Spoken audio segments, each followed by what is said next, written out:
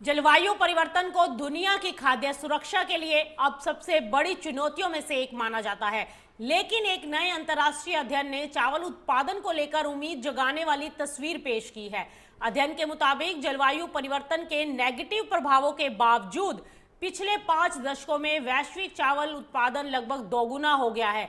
Research के अनुसार साल 2006 से 2015 के दौरान दुनिया में एवरेज 71 करोड़ 30 लाख टन चावल का उत्पादन हुआ।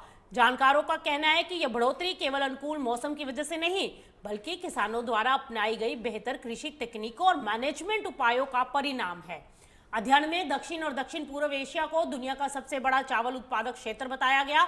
भारत, चीन और थाईलैंड जैसे देशों का वैश्विक चावल उत्पादन में सबसे बड़ा योगदान है। रिसर्चकर्ताओं का यह मानना है कि आने वाले सालों में वैश्विक खाद्य सुरक्षा सुनिश्चित करने में इन देशों की भूमिका और अधिक महत्वपूर्ण हो जाएगी। रिपोर्ट्स के अनुसार चावल उत्पादन में हुई कुल बढ़ोतरी का 76% हिस्सा बेहतर कृषि मैनेजमेंट से आया है।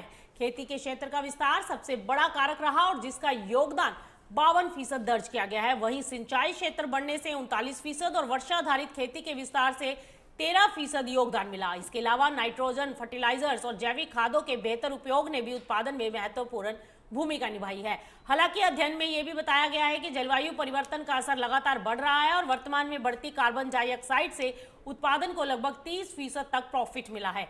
लेकिन बढ़ते तापमान और बदलते मौसम के कारण उत्पादन की कैपेसिटी में करीब 7% की कमी दर्ज की गई है। ऐसे में कहा जा रहा है कि भविष्य की खाद्य सुरक्षा केवल अब मौसम पर निर्भर नहीं रहेगी, बल्कि बेहतर सिंचाई, संतुलित पोषण प्रबंधन, उन्नत कृषि तकनीक और जलवायु अनुकूल खेती की रणनीतियां ही आने वाले समय में उत्पादन को बनाए रखने की कुंजी होंगी। रिसर्च करने वालों का यह कहना है कि किसानों, वैज्ञानिकों और नीति निर्माताओं के संयुक्त प्रयासों ने अब तक जलवायु परिवर्तन से होने वाले नुकसान की काफी हद तक भरपाई की है।